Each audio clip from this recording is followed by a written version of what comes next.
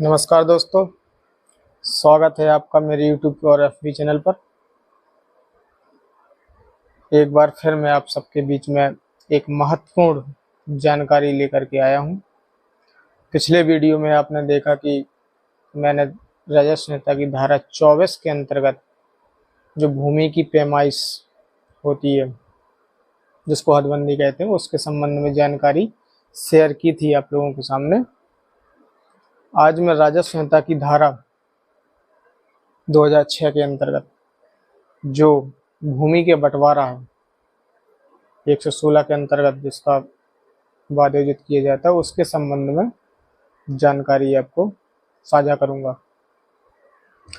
इसमें दोस्तों क्या प्रक्रिया है बंटवारे के बाद की, क्या डॉक्यूमेंटेशन है, क्या दस्तावेज लगेंगे, क्या खर्चा आएगा, कहाँ किया जाएगा, किस माध्यम से होगा, सारी जानकारी आपको उपलब्ध कराई जाएगी।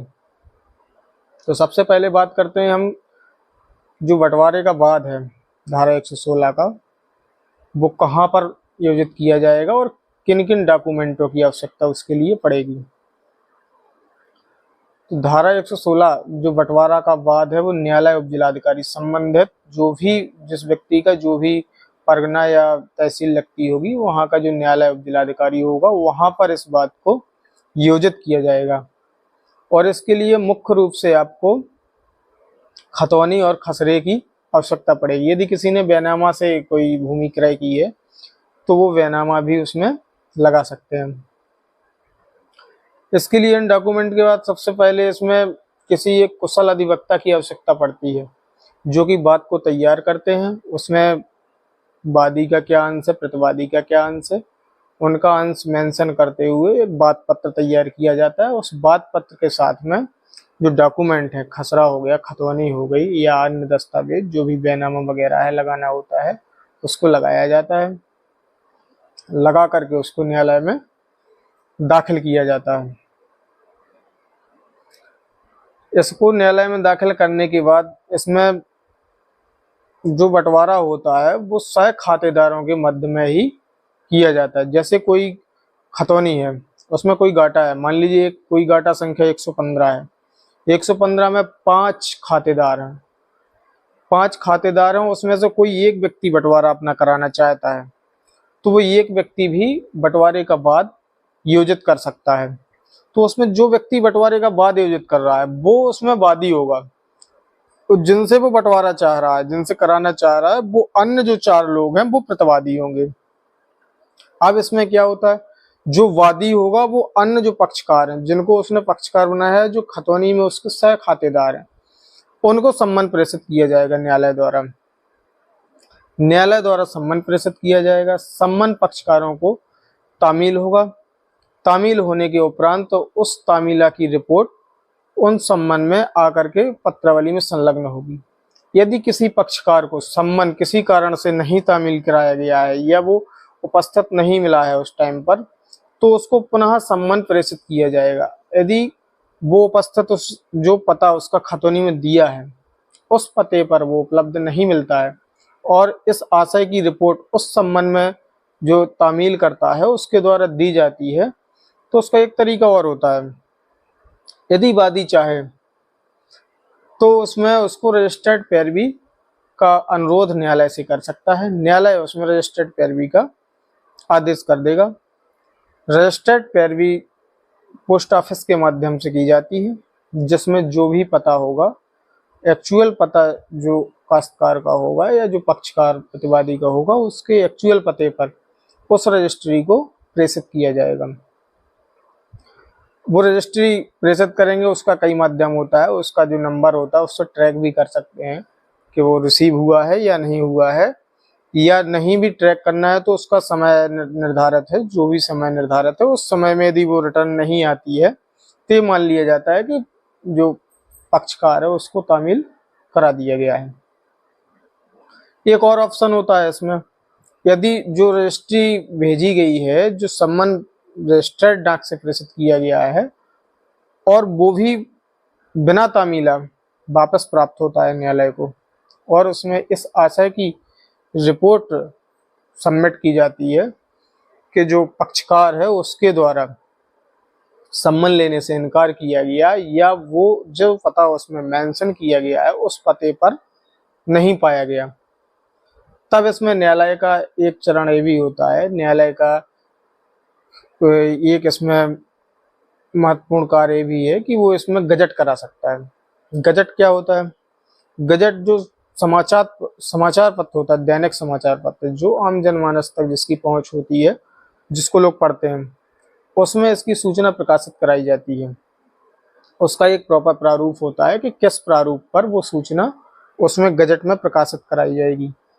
जब वो सूचना गजट में प्रकाशित होगी तो उसके बाद एक तिथि निर्धारित करके उसको जवाब दावा दाखिल करने का समय अवसर प्रदान किया जाएगा। और यदि उस तिथि में नहीं आता है, कोई भी पक्षकार उपस्थित नहीं होता है या सूचना पा करके आ जाते हैं, यदि नहीं आते हैं तो मान लिया जाता है कि उनको इसकी जो बात है इसकी जानकारी है और उनको अपने उसमें बाद में कुछ नहीं कहना है, तो उनको सूचित मान लिया जाता है। और यदि उनको सूचना है और वो अपना आपत्ति लगाना चाहते हैं, यदि चाहें तो आपत्ति भी दाखिल कर सकते हैं। आपत्ति के साथ वो यदि अपना हिस्सा अलग कराना चाहते हैं तो उसके लिए वो अपना स्वयं जवाब दावा स्वयं का प्रस्तुत कर सकते हैं, या जो वादी द्वारा अंश दिए गए हैं, वादी के स्वयं के या जो पक्षकार बनाए हैं उनका जो अंश वादी ने उसमें प्रस्तुत किया है, यदि उसमें उसको कोई आपत्ति है तो उस आपत्ति को दाखिल कर सकते हैं। उस आपत्ति का जवाब वादी द्वारा दिया जाएगा। दोनों पक्षों के सुनने के उपरांत पत्रावली में प्रारंभिक डिग्री घोषित की जाएगी। प्रारंभिक डिग्री क्या है दोस्तों? प्रारंभिक डिग्री वह पार्ट है पत्रावली का जिसमें पक्षकारों के प्रारंभिक रूप से अंश घोषित किए जाते हैं। प्रारंभिक रूप से अंश से आशय मेरा यह है कि जैसे जिसका जो भी अंश है, वादी का जो अंश है, जैसे गाटा संख्या 115, उसमें वादी का क्या अंश है, प्रतिवादी संख्या 1 का क्या अंश है, प्रतिवादी संख्या 2 का क्या अंश है, 3, 4, ऐसे ही जो भी सहखातेदार जितने भी हैं सबके क्रमशः अंश घोषित प्रारंभिक डिग्री में किए जाएंगे। चूंकि अब वर्तमान में रियल टाइम खतौनी चल रही है, शासन ने जो इसमें आवश्यक बदलाव किया है खतौनी में, वो रियल टाइम हो गया है। पहले क्या होता था, एक खतौनी होती थी, उसमें यदि 10 खातेदार हैं तो 10 खातेदारों का नाम रहता था, एक गाटा होता था और एक साथ रकबा लिखा रहता था। तो इससे कन्फ्यूजन की स्थिति बहुत अधिक थी। कन्फ्यूजन की स्थिति क्या थी कि उससे किसी व्यक्ति को क्लियरली ये नहीं जानकारी होती थी, यदि वो अपना पारिवारिक सजरा नहीं देख रहा है तो वो ये नहीं समझ पाता था कि उसका एक्चुअल अंश कितना है। तब जो प्रारंभिक डिग्री बनती थी उसका महत्व अधिक था आज की अपेक्षा, वर्तमान की अपेक्षा, चूंकि रियल टाइम में सबका अलग अलग अंश दिया हुआ है, मेंशन है। लेकिन फिर भी जो व्यवस्था है राजस्व संहिता के अंतर्गत, उसके अंतर्गत प्रारंभिक डिग्री बनाई जाती है, अंश घोषित किया जाता है। अब इसी प्रारंभिक डिग्री के आधार पर ही जो क्षेत्रीय लेखपाल होंगे वो कुराफाट रंगाभेदी नक्शा तैयार करेंगे। क्षेत्रीय लेखपाल इस प्रारंभिक डिग्री के आधार पर जो संबंधित मौजे का गाटा होगा उस गाटे पर जाकर के उसका स्थलीय निरीक्षण करके मौके की स्थिति के आधार पर अनुपातक रूप का आशय यहाँ पर क्या है? अनुपातक रूप का आशय है कि जैसे कोई गाटा है, कोई खेत है, उस खेत में जो भी सुविधाजनक चीजें होंगी, जैसे कि चक्रोड, नाली या कोई नहर या कोई हाईवे, मुख्य मार्ग, जो भी है वो समान रूप से अनुपातक रूप से दिया जाएगा। अनुपातक रूप से तात्पर्य मेरा है यहाँ पर कि जैसे किसी का रकबा कम है, किसी का ज्यादा है, तो ऐसा नहीं है कि उसको जिसका कम है उसको ज्यादा दे दिया जाएगा, जो रोड सड़क चक्रोड होगा, तो जिसका ज्यादा उसको कम नहीं, जो उसका रकबा है उसके अनुपात में ही उसको पूरा दिया जाएगा, अनुपातक रूप से, सबको समान रूप से। उसका लेखपाल ध्यान में रख करके उसी आधार पर कुर्राफाट नक्शा रंगाभेदी तैयार किया जाएगा। नक्शा रंगाभेदी तैयार करने के बाद उसको न्यायालय में प्रस्तुत करेंगे। न्यायालय में जब वो कुर्राफाट आएगा तो उस कुर्राफाट का जो पक्षकार हैं मुकदमे में, वादी और प्रतिवादी, दोनों लोग उसका अवलोकन करेंगे। अवलोकन करने के बाद यदि सबकी सहमति है, जो खुराफाट लेखपाल द्वारा बनाया गया है, यदि उसमें सब सारे पक्षों की सहमति है तो इसमें कोई बहुत ज्यादा समस्या की बात नहीं है। यदि सहमति है तो पीठासीन अधिकारी उसकी पुष्टि कर देते हैं। यदि किसी को आपत्ति है, कोई कह रहा है कि नहीं मैं इस तरफ लूंगा, कोई कह रहा है मैं इस तरफ लूंगा, इस तरीके की चीजें कई बार न्यायालय में देखने को मिलता है कि विवाद की स्थिति उत्पन्न हो जाती है। फिर कोई पक्षकार कहता है मैं यहाँ अपना जोतता रहा हूँ, कोई कहता है मैं यहाँ जोतता रहा हूँ तो मैं यहाँ लूंगा, तो इसमें व्यक्ति अपनी आपत्ति कर देता है। जैसे खुराफाट पर किसी को आपत्ति, उसने आपत्ति कर दी, आपत्ति करने के बाद जो अन्य पक्षकार होंगे वो उसकी प्रति आपत्ति देंगे। जैसे यदि प्रतिवादी द्वारा आपत्ति दी गई है तो वादी जो है वो उसका प्रति आपत्ति प्रस्तुत करेंगे, उसका आपत्ति के जवाब देंगे। यदि वादी द्वारा आपत्ति की गई है तो प्रतिवादी उसकी आपत्ति के जवाब देंगे। पक्षकारों की आपत्ति प्रति आपत्ति को सुनने के उपरांत पत्रावली में आदेश पारित किया जाएगा, जो कि आदेश पीठासीन अधिकारी द्वारा पत्रावली का संपूर्ण अवलोकन गंभीरता से करके, खुराफाट का अवलोकन करके, खुराफाट में क्या कमियां हैं, क्या यदि खुराफाट नियमानुसार बनाया गया है, यदि पीठासीन अधिकारी को लगता है, पीठासीन महोदय को ये विश्वास हो जाए कि जो खुराफाट लेखपाल द्वारा बनाया गया है वो मौके पर जाकर के स्थलीय निरीक्षण करके नियमानुसार सबको समान रूप से बंटवारा करके उसका बनाया गया है, तो उसकी पुष्टि कर दी जाएगी। यदि पीठासीन अधिकारी को लगता है कि इसमें कहीं ना कहीं लेखपाल द्वारा अनियमितता की गई है या उसको नहीं ठीक बनाया गया है खुराफाट को, तो पीठासीन महोदय उस खुराफाट को निरस्त करके पुनः खुराफाट दाखिल करने का लेखपाल को आदेश दे सकते हैं। उस आदेश के अनुपालन में लेखपाल पुनः स्थलीय निरीक्षण करेगा और अपनी त्रुटि को सुधार करते हुए पुनः खुराफाट बना करके न्यायालय में प्रस्तुत करेंगे। तदनुसार उस पर स्वयं प्रक्रिया वही होगी, पक्षकार उसका अवलोकन करेंगे, यदि उनको सही समझ में आएगा तो आपत्ति नहीं होगी तो इजीली हो जाएगा। यदि आपत्ति किसी को होगी तो उसकी आपत्ति को सुन करके उसका बंटवारा का आदेश जो फाइनली है वो पारित किया जाएगा। अब इसकी जो खुराफाट आया, इसकी पुष्टि जब पीठासीन महोदय द्वारा कर दी जाती है, उसके बाद इसमें एक